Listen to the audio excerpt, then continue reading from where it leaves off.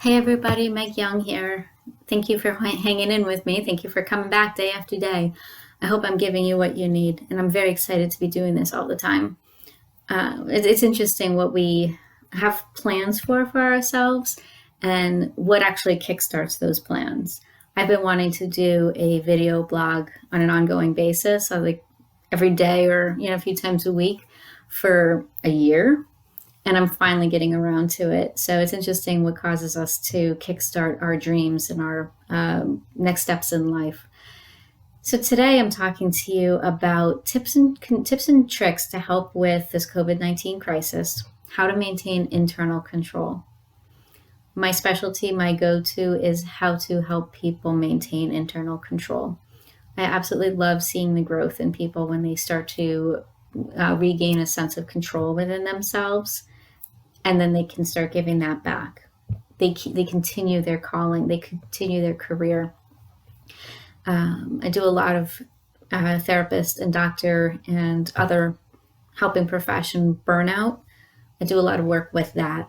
I do trainings, I do seminars, I do community talks, plus my private practice. So that is my passion, is providing value to you in a way that gives you the growth that you need. I love seeing people grow.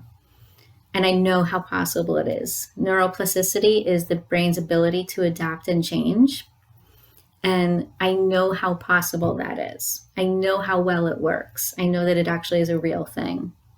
So when people are feeling really stressed out like they are with COVID-19, and we start to implement these tips, we start to implement these new tools, and we actually use them on a regular basis, the brain adapts, the brain changes, so that we're no longer feeling defeated. We're no longer feeling hopeless. We're no longer feeling helpless. We're actually now doing something about it internally. And it helps us to maintain that sense of control internally. Then we feel more in control externally as well. It's really cool. Yesterday, I mentioned a little bit about isolation that people are feeling right now, the depression, the isolation, the anxiety, and how we might be moving towards a mental health crisis as well. So today I wanted to talk a little bit more about that. Isolation, we are not, I think I've done a video similar to this in the past, but isolation is really not a helpful thing for humans. We are not meant to be solitary beings. We are social beings. So when we're put in quarantine for this long, it can be very, very, very difficult. We're only 2 or 3 months in, depending on what state you're in, on quarantining, on the stay at home, safer at home type orders that states have.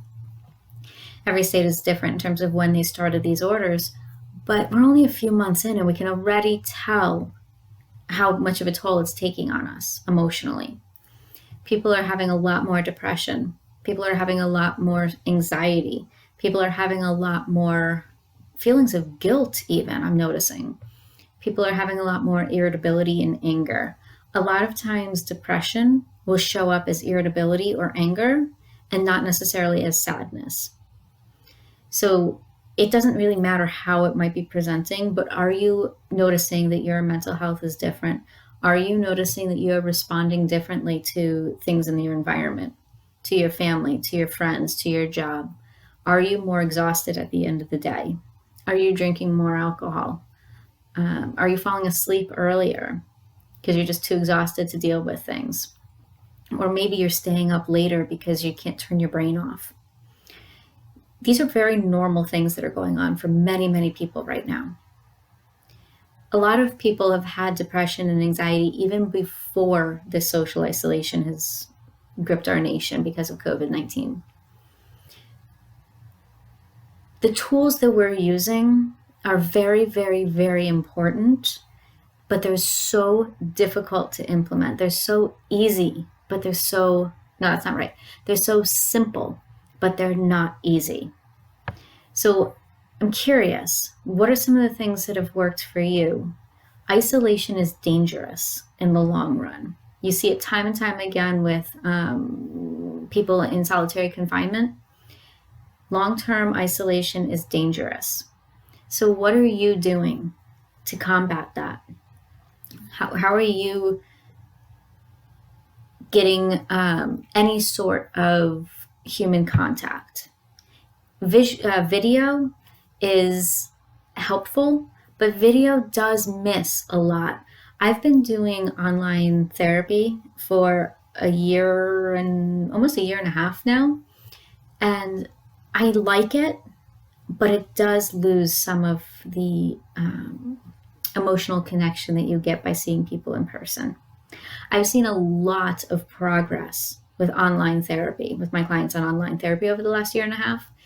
It can actually be a very helpful thing for many, many people because you're in your environment, you're in your own place, so you can feel, so a lot of people feel more free to actually share how they're actually feeling versus feeling like they're in a doctor's office. But it does lose a little bit of the emotional connection. So whereas video is good, it's not the be all end all. It's not going to save us from that feeling of isolation. So tell me some of the things that you're doing. Are you on the phone with people? Are you on video with people? Maybe you're going out for a walk. Maybe you're just on your porch, just kind of watching people pass by and waving at them from across the street. But tell me some of the things that you are doing. What we need to do is we need to be able to have human connection in some way. Without that human connection, we are going to slide into even deeper depression than a lot of people are already in. So I want you to tell me some of the things that you're doing to increase the social connection with people. And let's let everybody know. Let's let everybody in on what you are doing. I go for a walk every morning. And when I go for that walk, if I'm passing people, we give each other plenty of room. I'm in a relatively safe, quiet area. So even if somebody ends up walking in the street, it's not too likely that it's not too dangerous. But what are you doing? That's one of the things that I am doing, and I am privileged and lucky enough to be able to do that. Tell me what you are doing. Drop me a line. I hope you have a great afternoon. Try to avoid the social isolation by getting out and doing something with humans at least twice a week. Okay. I will talk to you tomorrow. Have a great afternoon.